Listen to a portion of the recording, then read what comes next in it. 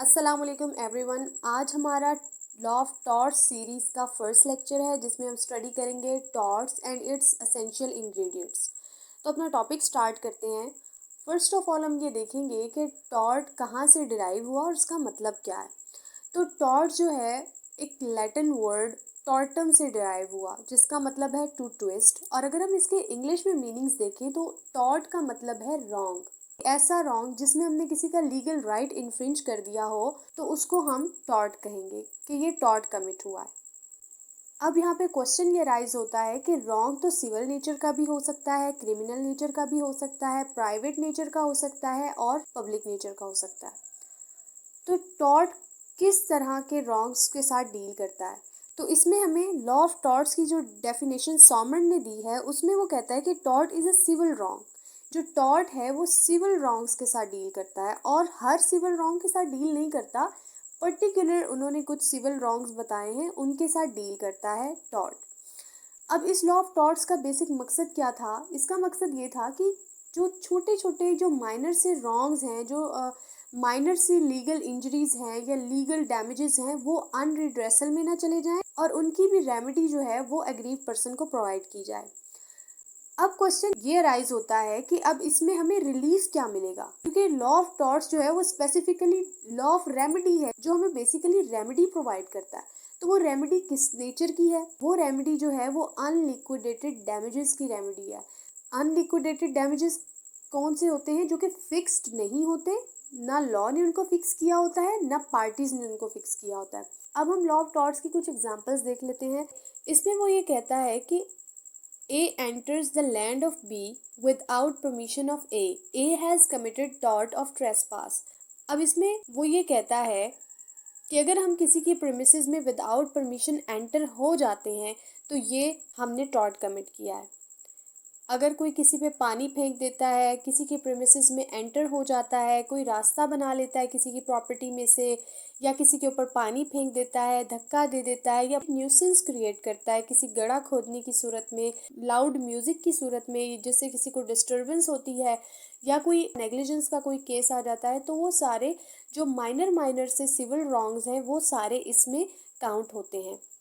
अब हम law of torts की कुछ असेंशियल इंग्रेडिएंट्स देख लेते हैं कि क्या क्या ऐसी वो कंडीशंस होंगी जिसके होने पर हम लॉ ऑफ टॉर्ट्स को एक्शन में ला सकते हैं।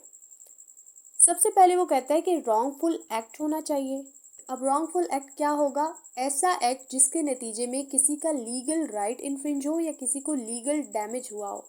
और लीगल राइट जो है वो दो तरह के होते हैं। राइट ऑफ जनरल पब्लिक होता है जिसे हम राइट इन रेम कहते हैं, और राइट इन पर्सोनम होता है जिसे हम राइट ऑफ पर्टिकुलर पर्सन कहते हैं। तो फर्स्ट एसेंशियल इंग्रेडिएंट ये है कि रॉन्गफुल एक्ट होना चाहिए। नंबर 2 पे वो कहता है कि लीगल डैमेज होना चाहिए। अब उस रॉन्गफुल एक्ट के नतीजे में किसी का लीगल डैमेज हुआ हो, किसी का नुकसान हुआ हो। इसमें दो तरह के मैगज़म्स फॉल करते हैं। डैमनम साइन इंजूरिया मींस डैमेज विदाउट इंजरी, और इंजूरिया साइन डैमनम, इसका मतलब है इंजरी विदाउट डैमेज।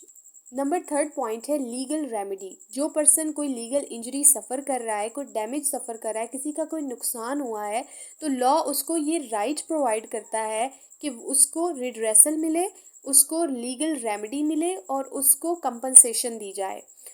क्योंकि जो लॉ ऑफ टॉर्ट्स है वो रेमेडीज के प्रिंसिपल पे बेस करता है और इसमें वो कंपनसेशन लेके देता है किसी अग्रीव पर्सन को। इसमें एक मैक्सिम फॉल करता है ओबी जिस इबी रेमिडियम, जिसका मतलब है where there is right there is remedy. जहाँ पे किसी का राइट होता है वहाँ पे रेमेडी भी होती है। वो किस तरह कि अगर वो राइट इन्फ्रिंज हो जाए तो उसको रेमेडी प्रोवाइड की जाए। नंबर 4 पॉइंट है राइट फिक्स्ड बाय लॉ। इसका मतलब है कि जो आपका राइट इन्फ्रिंज हुआ है वो फिक्स्ड बाय लॉ होना चाहिए। फॉर एग्जाम्पल, आपको कैसे पता कि हम किसी के घर में नहीं घुस सकते, किसी के स्विमिंग पूल में नहीं जा सकते?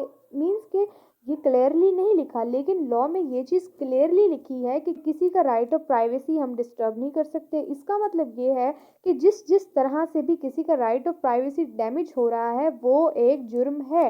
ये 4 पॉइंट से फर्स्ट ऑफ ऑल हम रॉन्गफुल एक्ट करते हैं, किसी का लीगल राइट इन्फ्रिंज होता है, वो राइट फिक्स बाय लॉ होना चाहिए, जो फाइनल प्रोसेस है वो लीगल डैमेजेस का ही होगा, मतलब कि हर्जाना देने का ही होगा।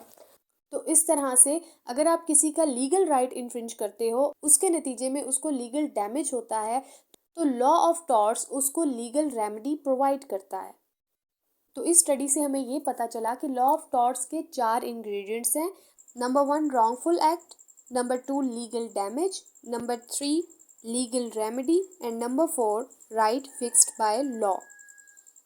और उसके बाद नेक्स्ट हम डिफरेंस बेसिक है डैमेज और डैमेजेस में कन्फ्यूजन होती है स्टूडेंट्स को, तो उसमें मैंने क्लियर बात बता दी है कि डैमेज होता है नुकसान, और जो डैमेजेस है वो कंपनसेशन है उस नुकसान की। उम्मीद है कि आपको आज का लेसन जो है वो समझ आया होगा। मिलते हैं नेक्स्ट लेक्चर में।